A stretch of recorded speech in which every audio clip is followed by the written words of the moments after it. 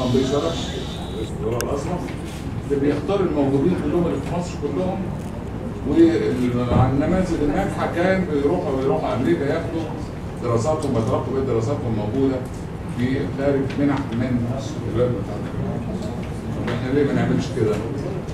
ان احنا نعمل مدرسه نسميها، عملنا نفس المسمى، مدرسه كبيره على 10 فدادين تتعمل في كل محافظه وتمول بالفعل، ناخد زهور من جميع المتفوقين والموهوبين، يعني مش شرط متفوق، ممكن متفوق يحفظ، لكن في عناصر لها موهبه معينه، العناصر دي هناخدها نلحقها بالمدرسه دي وتبقى تبع الدوله، ودي تتخرج، دي النماذج اللي بتتخرج منها، ودي طبعا هتعمل ثوره في التعليم. ليه؟